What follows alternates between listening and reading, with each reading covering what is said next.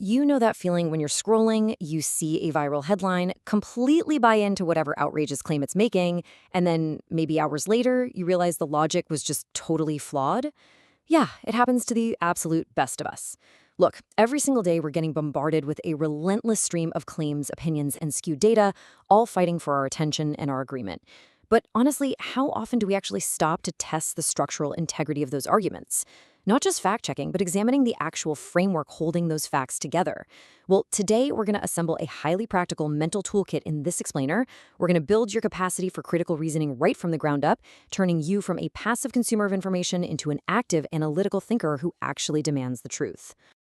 So, what does it actually mean to exist? I know, it's a massive, heavy question, but we really have to start here to understand what truly separates us humans from, well, everything else in the universe. Philosophers like Martin Heidegger pointed out that non-human entities, a stone, a tree, a massive mountain, they don't really exist in an active, engaged kind of way. A mountain just sits there, right? It's just scattered across the universe, subject to the elements. What makes human existence completely unique is our capacity to look at that mountain and ask, why is that there? We have this incredible, unique ability to question, to doubt, and to rigorously assess our own thoughts and the reality around us. And to find absolute certainty in that reality, the philosopher René Descartes literally locked himself away and subjected every single one of his fundamental beliefs to brutal, systematic questioning. Just picture this. He's sitting alone in his cabin, literally doubting if his own hands were real. He doubted if the sky was real, if his memories were just illusions. He basically denied the truth of absolutely everything until he hit absolute rock bottom. But there was one single thing he found impossible to deny. He was the entity doing the doubting. The very act of questioning his reality proved that he was real. His self-awareness, driven by critical thought, was the ultimate undeniable evidence of his existence. Okay, here's our roadmap for the explainer today. First, I think, therefore I am. Second, thinking versus critical reasoning. Third, the anatomy of arguments. Fourth, deduction, induction, and abduction. And finally, overcoming critical thinking barriers. Let's jump right into section 1. I think, therefore I am. That highly inquisitive nature we just explored with Descartes, it's not just some fun philosophical parlor trick. It is the absolute bedrock of critical reasoning. You see, human beings don't just passively experience the world. We actively create, organize, and reorganize our reality through questioning. Whenever we ask a question, we're basically trying to force order onto a chaotic universe. Argument and critical reasoning are completely intrinsically linked to our very state of being, because without self-awareness and that drive to doubt, we'd really just be processing inputs like a machine, rather than actually understanding them. Moving on to section 2, thinking versus critical reasoning. Okay, so there is a massive difference between the chaotic storm of everyday thinking and the precise, tuned machinery of reasoning. Thinking can be wild, it can be unorganized, or driven by momentary passions. I mean, even fleeting hunches count as thinking. Biologically speaking, it's just the baseline electrochemical processes firing away in our nervous system. So wandering around wondering if penguins have knees, that's thinking. But building a structured, logical proof about avian anatomy based on solid biological evidence, now that is reasoning. Reasoning is a highly conscious, critical, and logical process. It involves deliberately drawing inferences from established premises to arrive at a rock-solid conclusion. When we step into the realm of reasoning, we literally have to leave our raw emotions at the door and demand verifiable evidence. And to reason critically, we have to play by a strict set of rules known as the 3 laws of thought. The first one is the principle of identity. A thing is exactly what it is, and nothing else. Stated in technical terms, if any proposition is true, then it is true. P is P.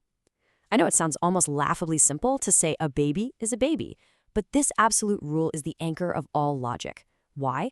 Because without it, language and meaning completely collapse. If words don't have fixed, unchanging meanings throughout a conversation, well, communication is basically impossible. A thing cannot magically morph into something else halfway through a logical sequence. Now, the second law acts as a strict boundary line, keeping our mental toolkit totally free from self-contradictory beliefs. Basically, no proposition can be both true and false at the exact same time. If I confidently state, Otto is a scholar, and then in the very next breath declare Otto is not a scholar, one of those statements has to be inherently wrong. A proposition that attempts to exist as both true and false simultaneously, literally self-destructs. It just explodes the moment you try to use it as a foundation for any kind of argument. And the third law reinforces everything by completely eliminating any gray area. No middle ground whatsoever for a proposition's truth value. It has to be strictly true or strictly false. Think about it like this. It is either raining in London right now, or it isn't. There's no mystical third option for the truth value of that specific statement at this exact moment. A standard logical proposition maintains its truth value decisively. It either is, or it just isn't. All right, let's look at Section 3, the anatomy of arguments. Logic isn't just some abstract swirl of ideas floating around in our heads. It has a rigid architecture. If we treat arguments like a physical construction site, the premises are our building blocks. A premise is simply a proposition that provides the hard evidence, the ground floor for your argument. Then the inference is the mortar. It's the logical mental jump that actually binds those blocks together.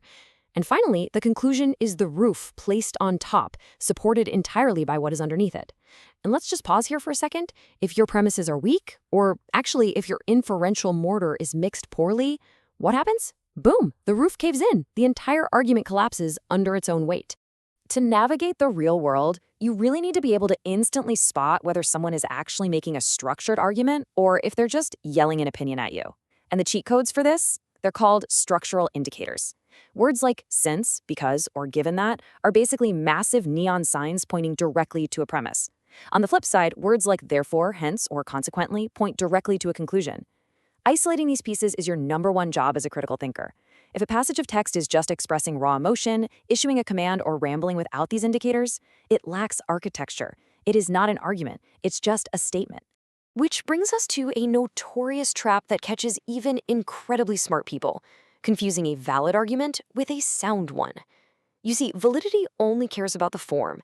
If your premises logically force your conclusion, the structure is perfectly valid, even if the premises are absolute fiction. For example, premise 1, all cows are purple. Premise 2, Bessie is a cow. Conclusion, therefore, Bessie is purple. The logical structure there is flawless. The blocks support the roof perfectly. It's 100% valid. But since we know cows aren't actually purple, the promise is false, meaning the argument is utterly unsound. For an argument to be sound, it must be valid, and the premises have to be factually true in the real world. Soundness is the absolute gold standard here.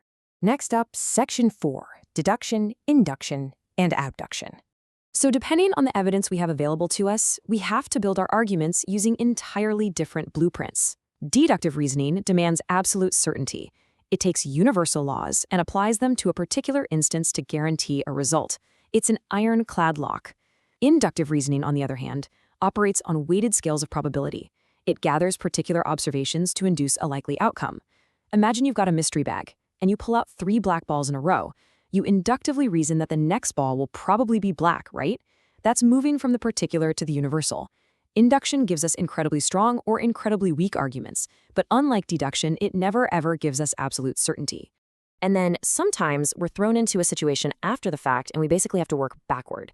This is abductive reasoning. Instead of providing evidence to definitively prove a conclusion, abduction looks at a messy set of facts and asks, okay, what is the best possible explanation for why these facts exist? Imagine walking into your living room, you find a shattered vase on the floor, and your cat is sitting there looking incredibly guilty. You didn't deduce the cat broke it from some universal law of physics, and you didn't induce it by watching the cat break 3 other vases. You are abducing the most logical, practical explanation for the specific evidence sitting right in front of you. Let's hit our final section, overcoming critical thinking barriers. Listen, knowing the rules of logic isn't enough. We actually have to diagnose the mental barriers that trip us up in everyday life.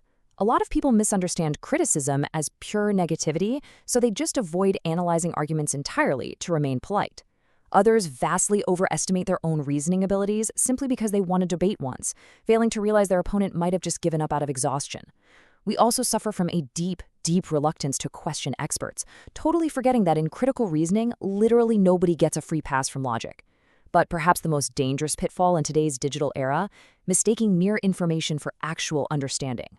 Just because you consumed a dozen articles today absolutely does not mean you deeply logically understand the architecture of the claims they made.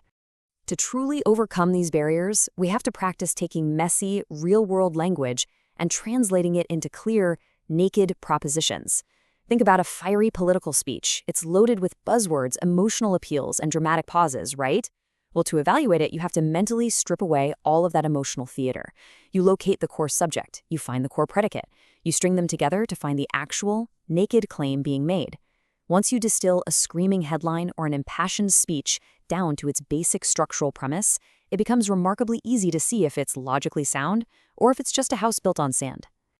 So I'll leave you with this. Don't let this toolkit just sit there gathering dust in your mind. You now know the laws of thought, you know the structural anatomy of premises and conclusions, and you know the crucial difference between absolute deduction and probable induction.